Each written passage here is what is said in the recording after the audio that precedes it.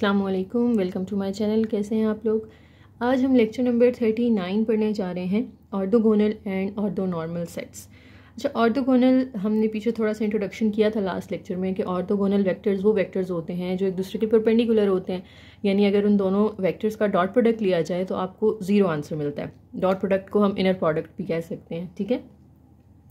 तो orthogonal sets क्या होते हैं। ऑर्थोगोनल सेट एक ऐसा सेट होगा कि जिसमें वो सारे वेक्टर्स मौजूद होंगे जो सब के सब एक दूसरे के साथ म्यूचुअली ऑर्थोगोनल हैं। यानी फॉर एग्जांपल आपके पास एक सेट एस है जिसमें कुछ वेक्टर्स हैं u1, u2, u3 and so on. आप इनमें किसी दूसरे के साथ डॉट प्रोडक्ट लें ना, u1 का u2 के साथ डॉट प्रोडक्ट ले लें, u1 का u3 से ले लें, u1 का u4 से ले लें, u2 का u3 से ले लें, कोई से भी दो आप उठा लें वेक्टर्स और दोनों का आप इनर प्रोडक्ट फाइंड करें तो आपके पास जो आंसर आएगा वो ज़ीरो आएगा। इट मीन्स कि वो दोनों एक दूसरे के साथ म्यूचुअली परपेंडिकुलर होंगे, ठीक है। लेकिन एक और शर्त भी है कि इसमें जितने भी वेक्टर्स हैं वो सबके सब नॉन ज़ीरो होने चाहिए, यानी कोई ज़ीरो वेक्टर इसके अंदर ना हो, सब नॉन ज़ीरो वेक्टर्स हों और कोई भी दो अगर हम आपस में मल्टीप्लाई करें तो वो ज़ीरो आंसर दें। इट मीन्स कि वो ऑर्थोगोनल होंगे, ठीक है। तो ऐसे सेट्स का जो ऐसे वेक्टर्स का जो सेट बनेगा, एक कलेक्शन बनेगी, उसे हम क्या कहते हैं, ऑर्थोगोनल सेट कहते हैं। तो ये बस कंडीशन आपने याद रखनी है कि ज़ीरो जो है ना वो इस सेट से बिलोंग नहीं करेगा और आप किसी वेक्टर यू आई को मल्टीप्लाई करेंगे यू जे के साथ तो आपको ज़ीरो आंसर मिलेगा, ठीक है। और एक और कंडीशन है कि आई और जे दोनों इक्वल नहीं होने चाहिए, दोनों सेम नहीं होने चाहिए। मतलब क्या है कि अगर यहाँ u1 है तो यहाँ भी u1 ना हो, सेम दो वेक्टर्स को आप आपस में मल्टीप्लाई नहीं करेंगे, ठीक है। तो आई और जे are not equal. Next example है जी, आपको एक सेट दिया गया है जिसके अंदर तीन वेक्टर्स हैं u1, u2, u3। आपने प्रूफ करना है कि ये जो सेट है ये ऑर्थोगोनल सेट है। तो हमने अभी पढ़ा है कि अगर ये ऑर्थोगोनल है तो इट मीन्स कि हम इनका आपस में अगर इनर प्रोडक्ट फाइंड करें तो हमें आंसर ज़ीरो मिलना चाहिए। तो तीनों की वैल्यूज़ हमें दी हुई हैं। हम पहले निकाल लेंगे u1 का डॉट निकाल लेंगे u2 के साथ, फिर u1 का u3 के साथ, फिर u2 का u3 के साथ, ठीक है। अब डॉट निकालने के लिए हम पहले u1 की वैल्यू लिखेंगे 311 इंटू u2 की वैल्यू लिखेंगे इस तरह से। अब हमने पढ़ा था कि जब भी हम इनर प्रोडक्ट लेते हैं तो फर्स्ट वाले का हम ट्रांसपोज ले लेते हैं ना, 311 यानी u1 का ट्रांसपोज आ जाएगा और u2 जो है ये एज इट इज़। अब आप फर्स्ट रो को इस कॉलम से मल्टीप्लाई करें तो 3 पहले वेक्टर से, 3 1s are -3, दरमियान में प्लस लगा के 1 2s are 2 and 1 1s are 1। ये 3 होगा, 3 -3 करेंगे तो 0 आ गया। तो यहाँ से प्रूव हो गया कि u1 और u2 जो हैं ये एक दूसरे के साथ ऑर्थोगोनल हैं। अच्छा, अब आगे जो मैं करूँगी ना उसमें फिर मैं ट्रांसपोज नहीं लूँगी। देखो आप अगर डायरेक्ट भी देखो तो फर्स्ट को फर्स्ट से मल्टीप्लाई करना होता है ना, 3 को। यहाँ भी हम 3 को -1 से कर रहे हैं, 1 को 2 से कर रहे हैं। यहाँ भी आप दूसरे को दूसरे से कर लें और तीसरे को तीसरे से करना होता है, तो यहाँ आप डायरेक्ट भी कर सकते हो। तो अगर आपकी प्रैक्टिस हो गई है, अब आपको ये कॉन्सेप्ट समझ में आ गया कि बेसिकली हमने ट्रांसपोज लेना होता है, तो फिर हर सवाल में आप ट्रांसपोज लेने की ज़रूरत नहीं है। आप डायरेक्ट भी पहले को, दूसरे को और तीसरे को मल्टीप्लाई कर सकते हैं, ठीक है। ओके, u1 और u3 का डॉट ले लेते हैं। u1 लिख लेते हैं हम और u3 लिख लेते हैं -1/2, -2 एंड 7/2। अगेन वही केस का ट्रांसपोज लेना है हमने, लेकिन हम डायरेक्ट भी कर सकते हैं। फर्स्ट को फर्स्ट से मल्टीप्लाई करें तो -3/2 आ जाएगा, सेकंड को सेकंड से करें तो -2 आ जाएगा, थर्ड को थर्ड से मल्टीप्लाई करें तो +7/2। अब इसके नीचे कुछ नहीं है तो 1, इनका एलसीएम ले लें, सबका 2 आएगा। ये ऑलरेडी 2 है तो ये एज इट इज़।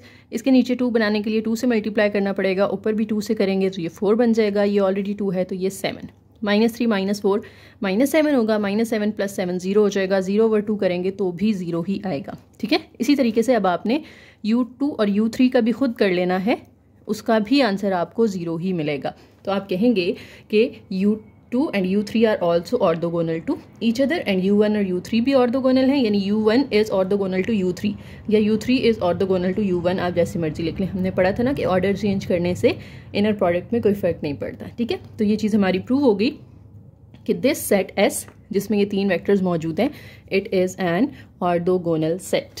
नेक्स्ट एक थ्योरम है, suppose that a set S जिसके अंदर कुछ वेक्टर्स हैं, ये एक ऑर्थोगोनल सेट है और इसमें जो वेक्टर्स हैं वो सारे नॉन ज़ीरो वेक्टर्स हैं। तो W एक सेट होगा जो कि स्पैन सेट होगा इन सारे वेक्टर्स का। स्पैन सेट में हम क्या करते थे, लीनियर कॉम्बिनेशंस बना के इन सब के लिख लेते थे ना।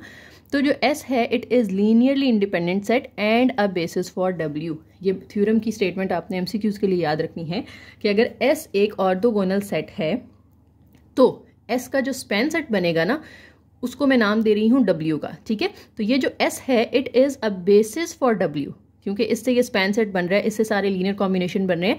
सो S is a basis for W, और S जो है ये लीनियरली इंडिपेंडेंट होगा। अगर ये ऑर्थोगोनल है तो ये लीनियरली इंडिपेंडेंट भी होगा।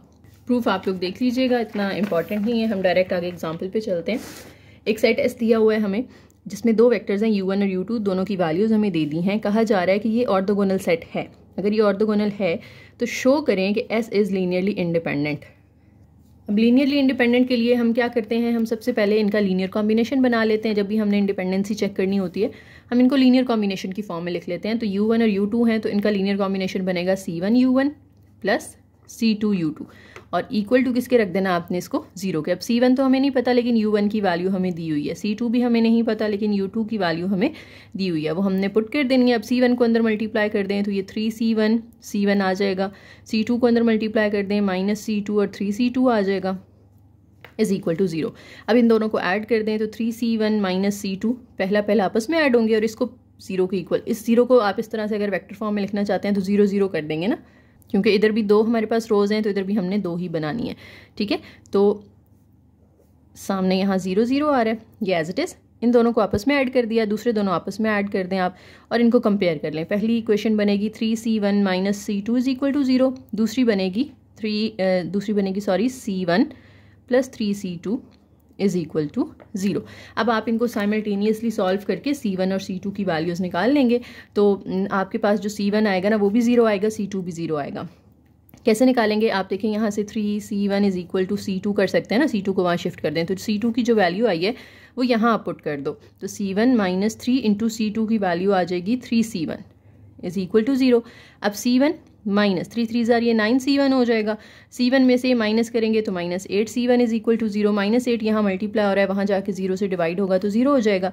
C1 की वैल्यू 0 आ गई। अब यहाँ पे C1 की जगह 0 पुट करेंगे, 0 इंटू 3 करेंगे तो C2 भी किसके इक्वल आ जाएगा, 0 के इक्वल आ जाएगा। ठीक है, तो ये जब दोनों 0 आ गए हैं तो इट मीन्स कि ये ट्रिवियल सोल्यूशन है ना। हमने पीछे पढ़ी हुई है डिटेल से काफ़ी चीज़ें कि जब हमारे पास सारे कांस्टेंट इक्वल टू 0 आ जाते हैं, हमारे यहाँ पे 2 ही कांस्टेंट थे C1 और C2, दोनों का आंसर 0 आ गया, मतलब ये ट्रिवियल सोल्यूशन है। और जहाँ ट्रिवियल सोल्यूशन आता था हम कहते थे कि यहाँ पे जो दोनों वेक्टर्स होंगे U1 और U2 they both are linearly independent. और दूसरी एक और चीज़ उन्होंने हमें वैसे स्टार्ट में बता दी थी कि जो S सेट है वो ऑर्थोगोनल सेट है। तो हमने भी पीछे थ्योरम में भी पढ़ा है कि अगर सेट ऑर्थोगोनल होगा तो लाजमी वो उसके जो वेक्टर्स होंगे वो लीनियरली इंडिपेंडेंट होंगे। तो वहाँ से भी वो बात प्रूव हो जाती है, लेकिन हमने उसको नॉन ट्रिवियल सोल्यूशन वाले तरीके से भी प्रूफ कर दिया है। नेक्स्ट है जी ऑर्थोगोनल बेसिस। ये हम पीछे थोड़ा सा भी इंट्रोडक्शन करके भी आए हैं, लेकिन इसको अब डिटेल के साथ पढ़ लेते हैं। ऐसे एक सेट है आपके पास, ये एक बेसिस होगी सबस्पेस W की, is also an orthogonal basis if S is an orthogonal set. ठीक है, अभी पिछले थ्योरम में मैंने आपको बताया था ना कि S जो है वो क्योंकि स्पैन सेट बनाता है और उस स्पैन सेट का नाम हमने W रखा है, तो S is a basis of W। ठीक है, अब अगर हमारा जो S है वो ऑर्थोगोनल है तो जो बेसिस होगी वो ऑर्थोगोनल बेसिस कहलाती है। ठीक है, तो एक सिंपल सी बात है यहाँ पर कि अगर S जो है it is a basis of W और S एक ऑर्थोगोनल सेट है तो इसको हम सिर्फ बेसिस नहीं कहेंगे, हम इसको ऑर्थोगोनल बेसिस कहेंगे। नीचे एक और थ्योरम है यहाँ पर कि अगर ये S जो है वो ऑर्थोगोनल बेसिस है ऑफ अ सबस्पेस W जो कि R पार N के अंदर लाई करती है, तो इसके अंदर W का जो भी एक, फॉर एग्जाम्पल ये W की एक हमारे पास सबस्पेस आ रही है जो कि R पार N इस तरह बड़ा सर्कल होगा, उसके अंदर ये एक छोटा सा W जो है ये लाई करता है जिसको हम सब स्पेस कहते हैं। अब इस सब स्पेस के अंदर किसी भी Y की अगर आपने वैल्यू फाइंड करनी है, SBC के अंदर लाई कर रहा है ना, क्योंकि S इज अ बेसिस तो SBC के अंदर लाई कर रहा होगा, तो किसी भी Y की अगर आपने वैल्यू फाइंड करनी है तो वो as a linear combination of this set के अंदर जितने भी वेक्टर्स हैं उनके लीनियर कॉम्बिनेशन के तौर पे y को लिखा जा सकता है। ठीक है, तो S के अंदर कौन कौन से वेक्टर्स थे, U1 U2 up to UP, तो उनका लीनियर कॉम्बिनेशन बना लें C1 U1 C2 U2 up to CP VP, इसको हम इक्वल टू y लिख सकते हैं। अच्छा, अभी पीछे हमने एग्जाम्पल एक की थी कि जिसमें हमने C1 C2 की वैल्यूज निकाली थी, हमने इक्वेशंस बनाई थी लीनियर कॉम्बिनेशन के अंदर, फिर इक्वेशन से हमने C1 और C2 की वैल्यू निकाली थी जो कि हमारी 0 0 आई थी। ठीक है, अब यहाँ पे एक डायरेक्ट फार्मूला हमारे पास आ गया है कि अगर आपने कॉन्स्टेंट यानी C1 C2 C3 की वैल्यू निकालनी होती है और आप इक्वेशन वाला मेथड यूज नहीं करना चाह रहे तो एक प्रॉपर फार्मूला भी है हमारे पास जिसको हम यूज कर सकते हैं और इससे जरा ज्यादा इजीली निकल आएंगी चीजें। क्या फार्मूला है, पहले मैं आपके सामने जनरल फार्मूला लिख देती हूँ। ये होता है CJ is equal to y dot UJ over UJ dot UJ। J की वैल्यू आप जो है वो 1 2 3 कुछ भी रख सकते हैं। फॉर एग्जाम्पल मैं यहाँ 1 रखती हूँ तो C1 आ जाएगा is equal to y dot इन तीनों जेज की जगह पे भी 1 लिखना पड़ेगा हमें, u1 over u1 dot u1। यानी जब c1 की वैल्यू निकालनी है तो वो कैसे निकालेंगे, हम y का डॉट लेंगे u1 के साथ, यानी y और u1 की इनर प्रोडक्ट, नीचे u1 और u1 की इनर प्रोडक्ट। इसी तरह से अगर यहाँ c2 होता तो y एज इट इज, लेकिन इन तीनों की जगह u2 आ जाता। c3 निकालना है तो y एज इट इज, लेकिन इन तीनों की जगह पे u3 आ जाता। ठीक है, एग्जाम्पल कर लेते हैं। एक सेट S है जिसके अंदर 3 वेक्टर्स हैं u1, u2, u3 और ये ऑर्थोगोनल बेसिस है, और कह रहे हैं कि जो फर्स्ट एग्जांपल में डाटा था ना वो आपने यूज़ करना है u1, u2, u3 की वैल्यूज़ के लिए। तो फर्स्ट एग्जांपल में हमें जो वैल्यूज़ दी थी हम वो लिख लेते हैं सामने। देखिए मैंने तीनों वेक्टर्स लिख लिए हैं जो हमें एग्जाम्पल नंबर 1 में दिए हुए थे, u1, u2 और u3। अब यहाँ पे वो कह रहे हैं कि express y as a linear combination of the vectors, यानी आपने y को इन तीनों वेक्टर्स के लीनियर कॉम्बिनेशन के तौर पे लिखना है। तो y को हम फिर कैसे लिखेंगे, लीनियर कॉम्बिनेशन इसी तरह बनता है ना, c1u1 plus c2u2 plus c3u3।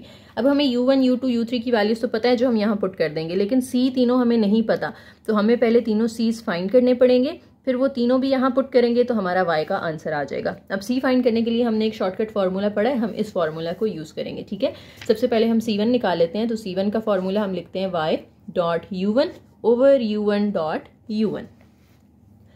y की जगह इसकी वैल्यू पुट कर दें, y जो है वो इसके ट्रांसपोज के इक्वल है 6 1 माइनस 8। ट्रांसपोज लेंगे तो ये जो रो है ये कॉलम बन जाएगी। ये हमारे पास y की वैल्यू आ गई, डॉट u1 की वैल्यू, u1 हमें दिया हुआ है जो 311 वो लिख लें, ओवर फिर दोबारा से 2 दफ़ा u1 की वैल्यू आपने इस तरह से लिख देनी है। ठीक है, अब इनको मल्टीप्लाई कर लेना है। तो मल्टीप्लाई हम जो है वो हमने कहा था कि हम फर्स्ट वैल्यू को फर्स्ट से मल्टीप्लाई करते हैं, तो 6 3 ज़ार 18 हो जाएगा, प्लस 1 1 ज़ार 1 हो जाएगा, 8 1 ज़ार 8 हो जाएगा। नीचे इसी तरह से 3 3 ज़ार 9 प्लस 1 1 ज़ार 1 प्लस 1 1 ज़ार 1।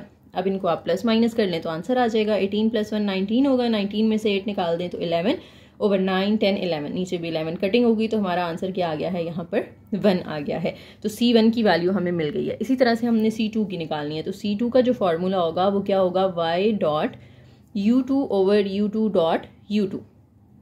y की वैल्यू लिखेंगे 6 1 माइनस 8, फिर u2 की वैल्यू लिखेंगे, u2 हमें दिया हुआ है -1 2 1, नीचे भी 2 दफ़ा u2 -1 2 1, अगेन -1 2 1। अब इनको भी मल्टीप्लाई कर लेना आपने। देखें 6 1 ज़ार ये -6 हो जाएगा, प्लस 2 1 ज़ार 2 एंड 8 1 ज़ार 8।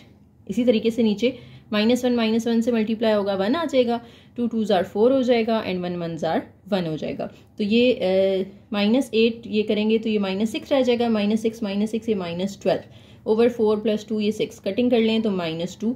ये हमारे पास c2 की वैल्यू आ गई है। इसी तरीके से आपने c3 की निकाल लेनी है। फॉर्मूला में लिख देती हूँ, वैल्यू आप लोग खुद निकाल लीजिएगा। c3 किसके इक्वल होगा, y dot u3 over u3 dot u3। ठीक है, उसमें फ्रैक्शंस हैं तो ज़रा आपको एलसीएम वगैरह लेना पड़ेगा, लेकिन अब वो आप लोग ले लेंगे, कोई मसला नहीं है। ठीक है, ये सामने आपसे लिखा हुआ है, यहाँ से चले मैं आपको बता भी देती हूँ जल्दी से। ये इससे मल्टीप्लाई होगा ना तो 2 और 6 की कटिंग होकर ये ऊपर -3 आ जाएगा, प्लस 2 1 ज़ार ये -2 आ जाएगा, प्लस इसकी और इसकी कटिंग करेंगे तो -4 बचेगा, -4 7 से मल्टीप्लाई होगा तो -28 आ जाएगा। इसी तरीके से नीचे -1/2 को इससे मल्टीप्लाई करना है तो ये 1/4 आ जाएगा, प्लस 2 2 ज़ार ये भी 4 बन जाएगा, प्लस 7 7 ज़ार 49 ओवर 4। अब इसके नीचे कुछ नहीं है तो 1, इनको आपस में सॉल्व कर लें, -3 -2 ये -33 ऊपर आ जाएगा। ठीक है, नीचे इन सब का एलसीएम लेना पड़ेगा आपको जो कि 4 आएगा, ये ऑलरेडी 4 है तो 1, इधर 4 4 ज़ार 16 हो जाएगा, ये ऑलरेडी 4 है तो 49, ऊपर -33 एज इट इज़, नीचे इनको आप प्लस कर दें, 49 प्लस 1 50 होगा, 50 में ये आप 16 ऐड करें तो 66 ओवर 4। अब ये 66 ओवर 4 इधर डिवाइड हो रहा है, जब हम इसको मल्टीप्लाई करेंगे तो इसका रेसिप्रोकल हो जाएगा ना, 4 ओवर 66 हो जाएगा। कटिंग हो रही है तो आप कटिंग कर दें, 2 2 ज़ार 2 3 ज़ार 2 3 ज़ार, फिर 33 से हो जाएगा तो सिर्फ -2 रह जाएगा। ये c3 की वैल्यू आ गई। अब आपने जो लीनियर कॉम्बिनेशन y का बनाया था, हमने y क्या लिखा था, c1u1 plus c2u2 plus c3u3। अब इधर c1 c2 c3 की वैल्यूज पुट कर दें। c1 1 आया था, 1 इंटू u1 करेंगे तो u1 आ जाएगा। c2 की वैल्यू आई थी -2, साथ में u2, c3 की वैल्यू भी -2 आई है, साथ में u3। तो ये हमने y को as a linear combination of u1 u2 and u3। Next example वैसे आप लोग खुद कर सकते हैं, बस मैं आपको इसमें एक स्टार्ट करवा देती हूँ, आगे इंशाल्लाह आप लोग इसको सॉल्व कर लेंगे। सेम इसी तरीके से होनी है जैसे हमने अभी ये वाली एग्जाम्पल की है। कहते हैं सेट एस है जिसके अंदर 3 वेक्टर्स हैं, ऑर्थोगोनल बेसिस है, y को लीनियर कॉम्बिनेशन ऑफ वेक्टर्स के तौर पे लिखें, यानी y इज इक्वल टू होगा c1u1 plus c2u2 plus c3v3 u3। अब c1 c2 c3 की वैल्यूज निकालनी है, तो c1 किसके इक्वल होगा y dot u1 over u1 dot u1।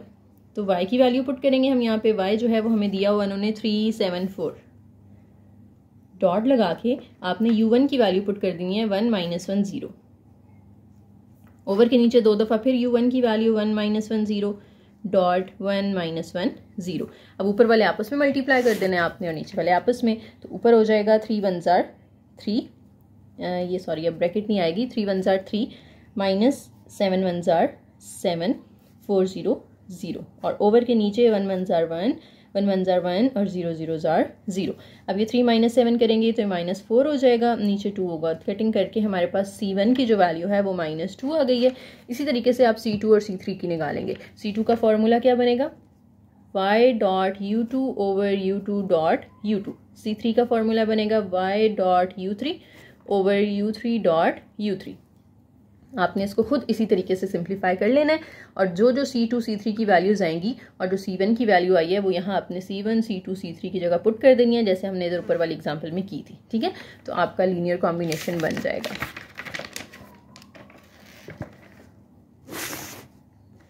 Next topic आता है जी ऑर्थोगोनल प्रोजेक्शन। दूसरे लफ्जों में हम इसको कहते हैं decomposition of a vector into sum of 2 vectors, यानी एक वेक्टर को आप डीकम्पोज कर दें 2 वेक्टर्स के अंदर। ठीक है, तो दोनों को ऐड करने से आपके पास ओरिजिनल वेक्टर आ जाएगा। फॉर एग्जांपल आपके पास एक वेक्टर y है, उसको आप ब्रेक डाउन कर दें 2 वेक्टर्स में, एक y हैट और एक z। ठीक है, तो ये आपने सम ऑफ 2 वेक्टर्स के तौर पे इसको रिप्रेजेंट कर दिया। अब अगर यहाँ से आप y हैट की, पहले फॉर एग्जांपल आप z की वैल्यू निकालना चाहते हैं, z इधर ही रहेगा, y हैट इधर आके माइनस हो जाएगा y के साथ, तो z इक्वल होगा y माइनस y हैट। ये मैं जो छोटे छोटे फॉर्मूलाज लिख रही हूँ ये आपने MCQs के लिए याद रखने हैं। ठीक है, अब यहाँ पे जो y हैट है वो किसके इक्वल होता है, y हैट जो है ये इक्वल होता है अल्फा u के, ये भी MCQ में आ सकता है। और इसमें जो अल्फा है वो किसके इक्वल होता है, अल्फा की वैल्यू होती है y dot U, alpha basically scalar है ना यहाँ पे, तो इसको आप c1 कंसिडर कर लें फॉर एग्जांपल। तो c1 का फॉर्मूला क्या था y डॉट u1 और नीचे भी u1 डॉट u1, लेकिन यहाँ पे क्योंकि c1 नहीं है तो हम इधर 1 1 नहीं लगा रहे, हम अल्फा को हम सिर्फ एक स्केलर कंसिडर कर रहे हैं और स्केलर की वैल्यू हम इसी तरह निकालते हैं जैसे हम पीछे c1 c2 c3 की निकाल के आए हैं, y dot u over u dot u, और साथ में भी ये वाला u आ रहा है, तो ये हमारे पास y हैट की वैल्यू आती है। ठीक है, ये आप लोगों ने याद रखनी है। अब अगर आप y हैट निकाल लेंगे फिर उसको y में से माइनस करेंगे तो आपके पास z की वैल्यू आ जाएगी। अब यहाँ पे जो y हैट और z है ये क्या है, देखिए y हैट जो है ना it is a multiple of u, कि 2 बातें आप लोगों ने याद रखनी है, y hat is a multiple of u, और जो z है z it is orthogonal to u। ये MCQs में आ सकता है कि जब आप एक वेक्टर को 2 वेक्टर्स में डिवाइड करते हो तो उसमें से एक जो है वो मल्टीपल ऑफ u होता है और जो दूसरा है वो ऑर्थोगोनल टू u होता है।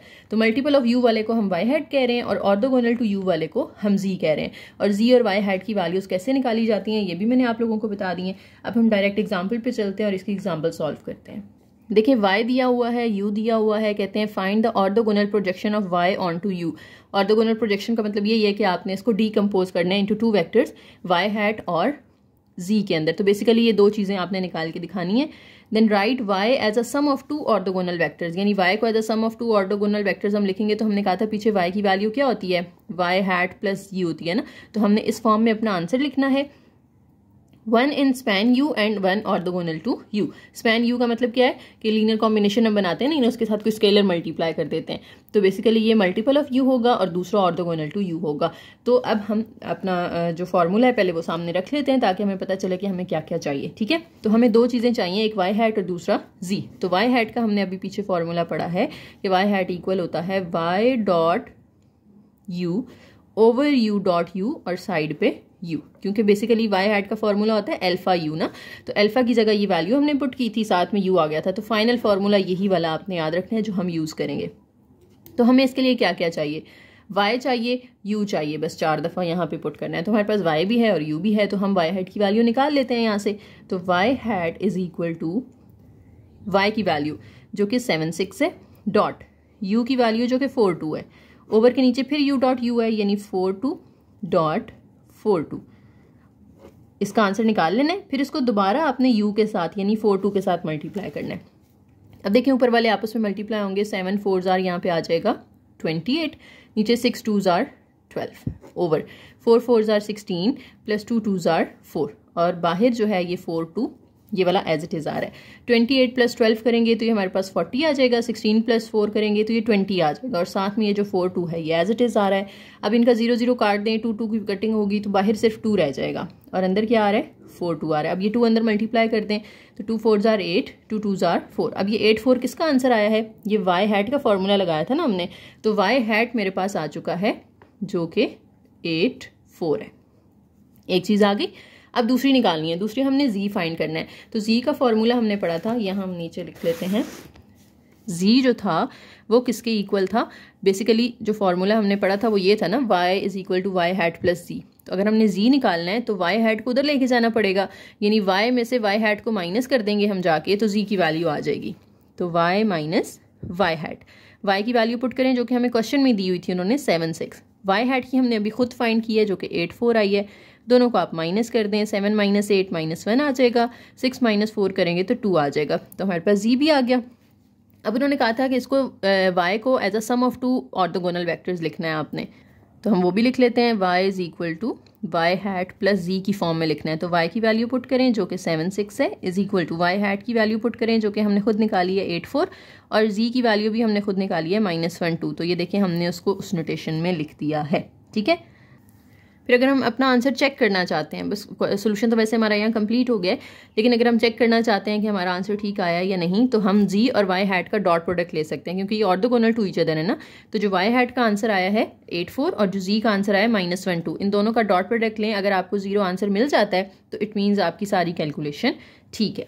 नेक्स्ट एक और एग्जाम्पल है, कहते हैं फाइंड द डिस्टेंस। आपने ये जो फिगर दी हुई है इसको देखते हुए डिस्टेंस फाइंड करना है फ्रॉम y टू l, ठीक है। ये y की लाइन है और ये l है, ये y का पॉइंट है ना जहां तक ये लाइन जा रही है, और ये एक l लाइन है। आपने इन दोनों के दरमियान ये जो डिस्टेंस है डॉटेड लाइन से, ये आपने फाइंड करना है। डिस्टेंस फाइंड करने के लिए बेसिकली हम क्या करते हैं, एक पॉइंट में से दूसरे पॉइंट को माइनस कर देते हैं ना। फॉर एग्जांपल आप पॉइंट 2 से मूव करके गए हैं पॉइंट 8 तक, तो आपने कितने पॉइंट्स ट्रेवल किए हैं, 8 में से 2 माइनस कर दिए, यानी 6 पॉइंट्स आप ट्रेवल करके गए हैं। तो आप फाइनल और इनिशियल दोनों वैल्यूज को क्या कर देते होते हैं, माइनस कर देते होते हैं। तो y में से आपने ये y हैट को क्या कर देना है, माइनस कर देना है। तो ये हमारे पास अगर हम इसकी लेंथ निकालें या इसकी नॉर्म निकालें तो हमारे पास डिस्टेंस आ जाएगा, क्योंकि डिस्टेंस का फॉर्मूला हमने पीछे पढ़ा था ना।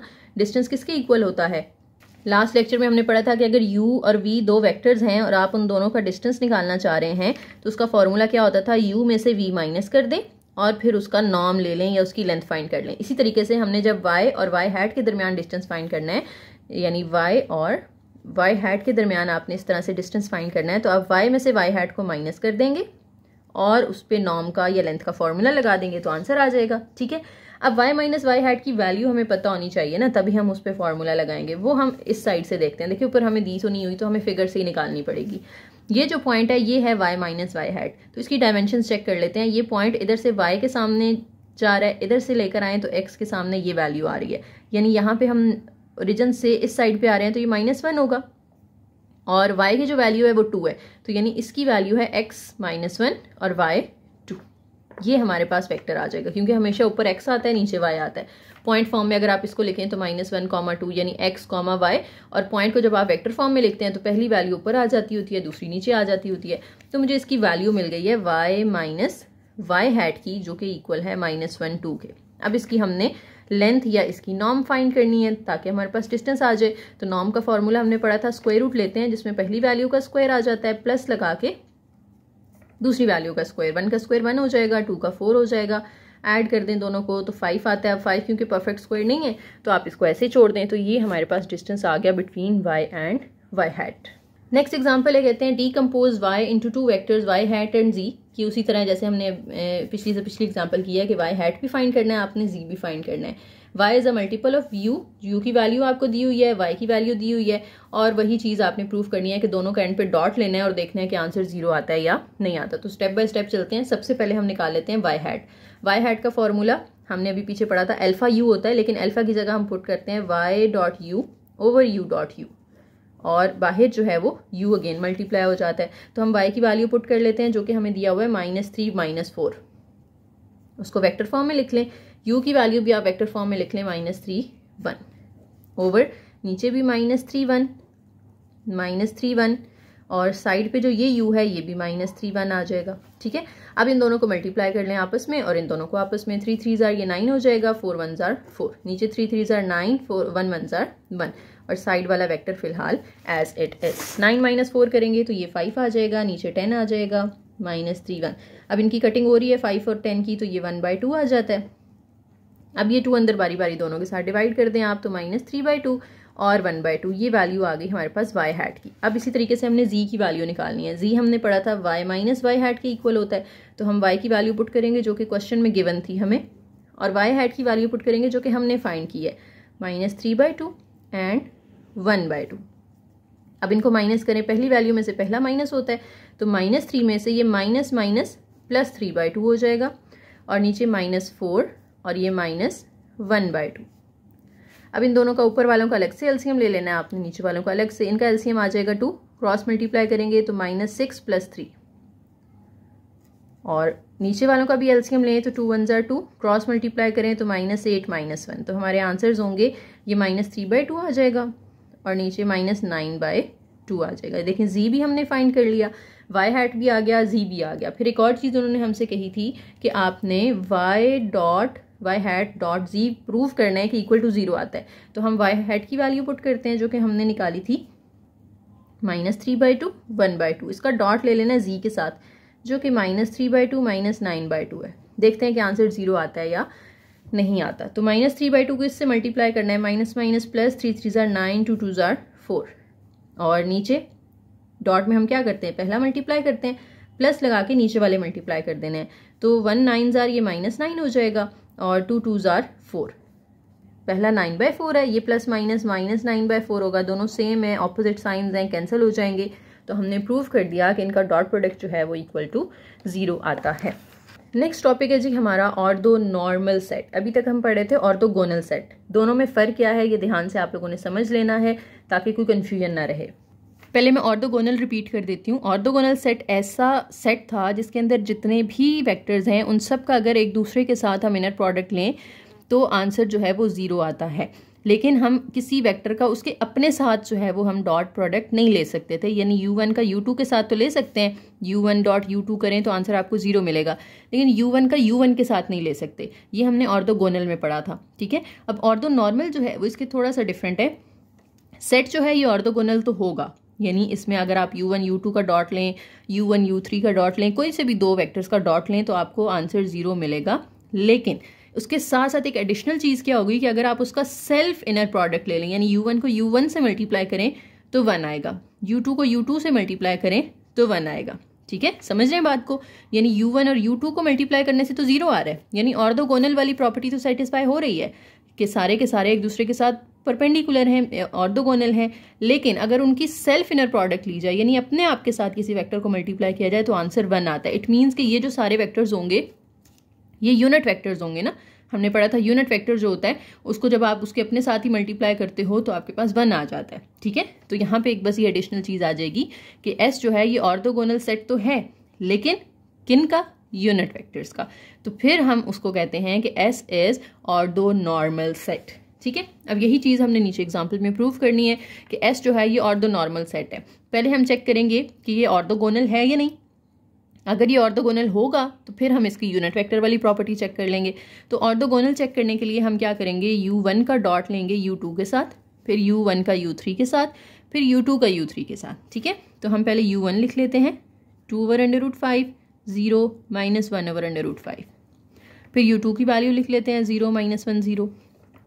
पहली वैल्यू पहले से मल्टीप्लाई होगी 0 हो जाएगा, दूसरे से मल्टीप्लाई होगी 0 हो जाएगा, तीसरी से वो भी 0, आंसर 0 आ गया। इसी तरह से u2 और u3 का डॉट लेकर देख लें, u2 0 -1 0 और u3 है 1/√5 0 2/√5। इधर भी जब आप मल्टीप्लाई करेंगे ये भी 0 हो जाएगा, ये भी 0, ये भी 0, तो ये तीनों भी 0 ही आंसर देंगे। ठीक है, तो तीसरी हमारे पास रह गई है u1 और u3 वाली।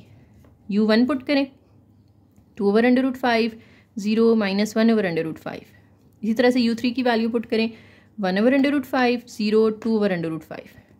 पहला आपस में मल्टीप्लाई होगा, 2 1s are 2, ओवर√5 दो दफ़ा उसका स्क्वायर होगा तो √5 का यूं स्क्वायर आएगा, स्क्वायर कट जाएगा तो सिर्फ 5 रह जाएगा, 2/5। 0 0 से मल्टीप्लाई होगा 0, ये 1 2s are 2 ओवर, अगेन ये दो दफ़ा मल्टीप्लाई होगा तो 5 आ जाएगा। 0 तो ख़त्म कर दें, 2/5 माइनस 2/5 से कैंसिल, ये भी 0। तो देखें तीनों सूरतों में आंसर 0 आ रहा है, मतलब ये ऑर्थोगोनल तो है, ठीक है, क्योंकि हर किसी का एक दूसरे के साथ डॉट प्रोडक्ट या इनर प्रोडक्ट 0 आ रहा है। अब ऑर्थोगोनल तो है, अब हमने इसको चेक करना है कि क्या इनका सेल्फ प्रोडक्ट लेके 1 आता है, यानी u1 को u1 से ही मल्टीप्लाई करें। तो u1 लिख लेते हैं हम 2/√5, 0 माइनस 1/√5, इसको इसी के साथ मल्टीप्लाई कर देना आपने। देखिए 2/√5 के साथ होगा तो ये 4/5 हो जाएगा, प्लस 0 0 से 0 हो जाएगा, और 1 1s are 1 ओवर ये भी 5 हो जाएगा, ठीक है। अब आप इनका एलसीएम ले लें, सॉरी -1 ये प्लस हो जाएगा, ये तो 0 को तो आप ख़त्म कर देना, इनका आप एलसीएम ले लें, नीचे 5, ऊपर भी 4 + 1 करेंगे तो 5 आ जाएगा। कटिंग करके देखें 1 आंसर आ रहा है ना, यानी u1 और u1 ये दोनों यूनिट वेक्टर, ये जो u1 है ये यूनिट वेक्टर है। इसी तरह से अब आपने u2 का u2 के साथ डॉट प्रोडक्ट ले लेना है, तो हम u2 लिख लेते हैं। u2 हमारे पास है 0 -1 0, इसका डॉट लेना है इसी के साथ, तो पहली वैल्यू पहले से मल्टीप्लाई होगी, प्लस दूसरी वैल्यू दूसरे से मल्टीप्लाई होगी, तीसरे से मल्टीप्लाई होगी, तो देखें इसका आंसर भी 1 आ रहा है। इसी तरीके से आपने u3 का भी सेल्फ इनर प्रोडक्ट ले लेना है, यानी उसको उसी के साथ मल्टीप्लाई करना है, ये भी आपको 1 ही मिलेगा। तो जब तीनों का आंसर 1 आ रहा है तो आप कहेंगे कि ये सारे यूनिट वेक्टर्स हैं, तो और परपेंडिकुलर वाली जो कंडीशन थी वो भी सेटिस्फाई हो गई, यूनिट वेक्टर्स वाली भी हो गई, तो हम कहेंगे कि दिस सेट एस, जिसके अंदर ये 3 वेक्टर्स हैं u1 u2 u3, this set is an orthonormal set. Next orthonormal basis, ये वही चीज़ होगी जो ऑर्थोगोनल बेसिस थी, कि अगर सेट एस है आपके पास तो हम उसे बेसिस फॉर सबस्पेस डब्ल्यू कहते हैं, और उसको हम ऑर्थोनॉर्मल बेसिस भी कहते हैं अगर वो ऑर्थोनॉर्मल सेट होगा, यानी एस अगर ऑर्थोगोनल सेट होगा तो हम इसको ऑर्थोगोनल बेसिस कहेंगे, अगर ये ऑर्थोनॉर्मल सेट होगा तो हम इसको ऑर्थोनॉर्मल सेट कहेंगे। नेक्स्ट एक और एग्जाम्पल है, ये आप लोग खुद कर लेंगे मुझे उम्मीद है, सेम उसी पैटर्न पे होनी है जैसे अभी हमने लास्ट एग्जाम्पल की है। u1 u2 u3 दिया हुआ है, कह रहे हैं प्रूव करें कि ये ऑर्थोनॉर्मल बेसिस है। तो पहले आपने क्या करना है, तीनों का एक दूसरे के साथ डॉट ले लेना, u1 का u2 के साथ, u2 का u3 के साथ, और फिर u1 का u3 के साथ। तीनों का आंसर अगर 0 आ जाएगा तो हम कहेंगे ये ऑर्थोगोनल तो है। फिर इनका सेल्फ ले लेना आपने, u1 का u1 के साथ, u2 का u2 के साथ, और u3 का u3 के साथ। इन तीनों का आंसर क्या आना चाहिए, 1 आना चाहिए। तो फिर आपका प्रूव हो जाएगा कि ये जो सेट है ये ऑर्थोनॉर्मल सेट है, ठीक है। ये खुद ट्राई करनी है आपने, जैसे भी मैंने पिछली एग्जांपल करवाई है ना, सेम उसी मेथड पे होगी। नेक्स्ट थ्योरम है जी हमारे पास, an m cross n matrix u has orthonormal columns if and only if u transpose into u is equal to i। यानी अभी तो हम वेक्टर्स की फॉर्म में पढ़ रहे थे ना कि ऑर्थोनॉर्मल क्या होता है, अब हम मैट्रिसेस की फॉर्म में पढ़ेंगे कि अगर आपके पास एक मैट्रिक्स u है जिसका ऑर्डर m/n है, यानी वो स्क्वायर मैट्रिक्स नहीं है, ठीक है, तो उसके ट्रांसपोज को अगर आप उसके साथ मल्टीप्लाई करें और आपके पास आंसर आ जाए 1, तो फिर आप कहते हैं this set u is orthonormal, has orthonormal columns, ठीक है। रिपीट कर रही हूँ कि जब आपके पास किसी u का ट्रांसपोज लेने से उसको उसी के साथ मल्टीप्लाई करने से आंसर आपके पास 1 आ जाता है, सॉरी आई हो जाता है, क्योंकि मैट्रिसेस में 1 का रोल कौन प्ले करता है, आइडेंटिटी मैट्रिक्स ना, तो आई आंसर आना चाहिए, ठीक है। तो रिपीट कर रही हूँ कि अगर आपके पास एक मैट्रिक्स u है अगर और आप उसका ट्रांसपोज लेके उसको उसी के साथ यानी u के साथ ही मल्टीप्लाई कर देते हैं और आपके पास आइडेंटिटी मैट्रिक्स आंसर में आ जाता है, तो u के कॉलम्स आर ऑर्थोनॉर्मल कॉलम्स, ठीक है। नेक्स्ट 2 पेजेस पे आपके पास ना इसका प्रूफ है, ये आप लोग स्किप कर दें, इतना इंपॉर्टेंट नहीं है, आपको बस बात समझ में आ गई है ना, आपने ये माइंड में रखनी है, ठीक है। अब इससे रिलेटेड हम एग्जाम्पल कर लेते हैं। आपको कहा जा रहा है कि prove that the matrices have orthonormal columns. Matrix में अगर ऑर्थोनॉर्मल कॉलम्स चेक करने हैं तो क्या तरीका हमने पढ़ा है कि आप u ट्रांसपोज लेंगे फिर उसको u से मल्टीप्लाई कर देंगे, अगर आपका आंसर इक्वल टू i आ जाता है तो आपका ये चीज़ प्रूव हो जाएगी ऑर्थोनॉर्मल वाली, ठीक है। तो हम क्या करते हैं, पहला फर्स्ट वाला पार्ट कर लेते हैं। ये u है, u इज इक्वल टू 1/√2 1 1 1 -1। अब u ट्रांसपोज जो होगा वो क्या होगा, बाहर वाला जो स्केलर है वो तो हम एज इट इज़ रहने देते हैं, इधर जो फर्स्ट रो है वो आप कॉलम बना दें, सेकंड रो को सेकंड कॉलम बना दें। यू ट्रांसपोज आ गया। अब यू ट्रांसपोज को यू से आपने मल्टीप्लाई कर देना है, तो हम यू ट्रांसपोज पहले बाहर वाले आपस में मल्टीप्लाई हो जाएंगे दोनों के नंबर्स। तो देखें √2 दो दफ़ा आ रहा है तो इसका स्क्वायर बन जाएगा ना मल्टीप्लाई होके, 1/√2 का स्क्वायर। और फिर यू ट्रांसपोज वाला पहले मैट्रिक्स आएगा 1 -1, फिर यू वाला मैट्रिक्स आएगा वो भी 1 1 1 -1 है। अब ये स्क्वायर इससे कट जाएगा, ये तो 1/2 आ जाएगा। अंदर इन दोनों को मल्टीप्लाई कर लें। कैसे मल्टीप्लाई करते हैं? फर्स्ट रो को फर्स्ट कॉलम से 1 1 1 प्लस 1 1 1, इसको सेकंड कॉलम से करेंगे तो 1 -1 आ जाएगा। यहाँ आ जाएगा 1 -1 और इधर आ जाएगा 1 1 1 + 1 हो जाएगा। ठीक है, तो 1/2 × 2002। अब ये 2 यहाँ डिवाइड हो रहा है, अंदर सबके साथ बारी बारी डिवाइड कर दें तो 2/2 करेंगे कि हमारे पास 1 आ जाएगा, यहाँ 0 0 1। तो देखिए आइडेंटिटी मैट्रिक्स आ गया ना। सो प्रूव दैट कि जो यू के कॉलम्स हैं they are orthonormal columns. ठीक है, अब इसके 3 पार्ट्स हैं, सेकंड और थर्ड। सेकंड आप लोग मुझे उम्मीद है खुद ट्राई कर लेंगे। 3/3 का मैट्रिक्स है, इसका ट्रांसपोज क्या होगा? फर्स्ट रो को आप पहला कॉलम बना देंगे, सेकंड रो को सेकंड कॉलम और थर्ड रो को थर्ड कॉलम। फिर आपने दोनों को आपस में मल्टीप्लाई कर देना है तो आपका आंसर आई ही आएगा 1 0 0 0 1 0 0 0 1। ठीक है, लास्ट वाला मैं आपको करवा देती हूँ, कॉस और साइन वाला। देखें यू हमें दिया हुआ है उन्होंने cos theta, sine theta, minus sine theta and cos theta. तो आपने यू ट्रांसपोज को यू से मल्टीप्लाई करना है ना। तो यू ट्रांसपोज क्या होगा? ये जो रो है कॉस साइन की, ये पहला कॉलम बन जाएगा, और जो दूसरी रो है minus sine theta cos theta, ये दूसरा कॉलम बन जाएगा। अब इसके साथ आपने यू ही मल्टीप्लाई कर देना है, तो यू इधर दोबारा लिख लेते हैं हम, cos theta, sine theta, minus sine theta और cos theta. Okay, first row को फर्स्ट कॉलम से मल्टीप्लाई करना है। कॉस कॉस से मल्टीप्लाई होगा, कॉस का स्क्वायर हो जाएगा। फिर ये माइनस साइन से मल्टीप्लाई होगा तो प्लस साइन का स्क्वायर हो जाएगा। इसी तरीके से फर्स्ट रो को सेकंड कॉलम से जब आप करेंगे, कॉस साइन के साथ मल्टीप्लाई होगा तो साइन थीटा कॉस थीटा, दरमियान में फिर ये माइनस, क्योंकि इसका माइनस है ना तो माइनस प्लस माइनस आ जाएगा। साइन थीटा कॉस से मल्टीप्लाई होगा, ये भी साइन थीटा कॉस थीटा। नीचे आ जाए सेकंड रो पे, तो सेकंड रो को इससे मल्टीप्लाई करना है। साइन कॉस से मल्टीप्लाई होगा तो साइन थीटा कॉस थीटा, फिर कॉस माइनस साइन से मल्टीप्लाई होगा तो minus sine theta cos theta. Second row को सेकंड कॉलम से करेंगे, साइन साइन से मल्टीप्लाई होगा, साइन का स्क्वायर हो जाएगा। कॉस कॉस से मल्टीप्लाई होगा तो कॉस का स्क्वायर। अब ये दोनों ऑपोजिट साइंस के साथ कैंसिल हो जाएंगे सारे। ठीक है, एक प्लस में एक माइनस में और दोनों सेम है। ये भी इसी तरीके से। अब sine square plus cos square आपको पता है ये 1 के इक्वल होता है ना। ट्रिग्नोमेट्री की बेसिक ये फंडामेंटल आइडेंटिटी है, cos square plus sine square हमेशा 1 के इक्वल होता है। और ये दोनों कैंसिल होकर 0 हो गए, ये भी कैंसिल होकर 0 हो गए, और ये भी दोनों क्योंकि स्क्वायर हैं तो ये भी 1 बन जाएगा। तो देखिए हमें आई मिल गया। सो प्रूव दैट कि columns of U are orthonormal. And पे फिर कुछ थ्योरम्स हैं एमसीक्यूज के लिए आप लोगों ने याद रखने हैं कि अगर आपके पास एक मैट्रिक्स है यू जिसके ऑर्डर m/n है और इसके कॉलम्स ऑर्थो नॉर्मल हैं, ठीक है, let x and y be in R/n। x और y कोई भी जो है वो वेक्टर्स हो सकते हैं। तो अगर आप किसी मैट्रिक्स को वेक्टर x के साथ मल्टीप्लाई करें और इसकी नॉर्म ले लें तो आपका आंसर इक्वल होगा नॉर्म ऑफ x के। नॉर्म कह लें आप इसको, लेंथ कह लें, ठीक है। इसी तरीके से अगर आप u को x के साथ मल्टीप्लाई करते हैं और u को वेक्टर y से मल्टीप्लाई करते हैं, फिर जो आंसर्स आएँ उनका आपस में आप डॉट प्रोडक्ट ले लें या इनर प्रोडक्ट ले लें तो आंसर सेम आएगा अगर आप सिर्फ x और y का इनर प्रोडक्ट ले लें। यानी x और y, x एक वेक्टर होगा ना, इस तरह से y एक वेक्टर होगा जिसमें एक एक कॉलम होगा। इनका आपस में अगर आप डॉट प्रोडक्ट लेंगे तो जो आंसर आएगा वो इसके इक्वल होगा, ठीक है। इसी तरीके से अगर ux और uy लेकर आपके पास 0 आंसर आ रहा है तो ऐसा सिर्फ तब ही पॉसिबल है अगर x और डॉट y का आंसर भी 0 आए, ठीक है। अगर x डॉट y 0 आ रहा है तो इट मीन्स कि ux और uy का जो डॉट होगा वो भी 0 आएगा। एग्जाम्पल है, u दिया हुआ है आपको, x भी दिया हुआ है, प्रूव करना है कि ux is equal to this है। अब देखिए स्टेटमेंट में उन्होंने हमें बताया नहीं है कि u जो है वो ऑर्थो नॉर्मल है। हमने ऊपर पढ़ा था कि ये जो तीनों थ्योरम्स हैं ये किसके लिए, ऑर्थो नॉर्मल कॉलम्स के लिए जो है वो ये कंडीशन जो है वो सेटिस्फाई होंगी। तो पहले हमें चेक करना पड़ेगा कि u के जो कॉलम्स है ऑर्थो नॉर्मल हैं या नहीं है। ऑर्थो नॉर्मल के लिए हमें चेक करते हैं कि u ट्रांसपोज को u से मल्टीप्लाई करें तो आंसर आई आना चाहिए। तो हम इसका ट्रांसपोज लेते हैं, बाहर वाली चीज़ तो एज इट इज़ आ जाएगी और u ट्रांसपोज क्या होगा, ये जो फर्स्ट रो है इसको आप कॉलम बना दें 1/√2 और 2/3। इसी तरह से सेकंड जो है 1/√2 और -2/3 दूसरा कॉलम आ जाएगा और 0 1/3 तीसरा कॉलम आ जाएगा।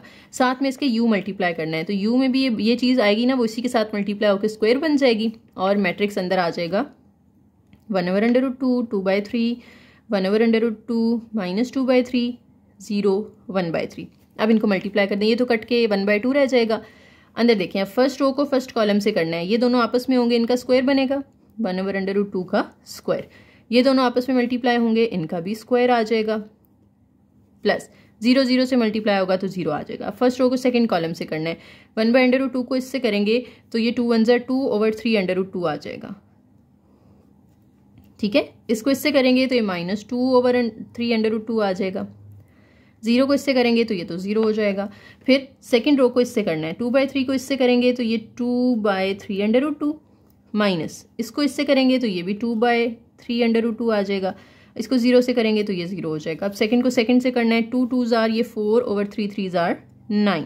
इस तरीके से इसको इससे करना है तो माइनस माइनस प्लस हो जाएगा, 2 2s 4 3 3s 9।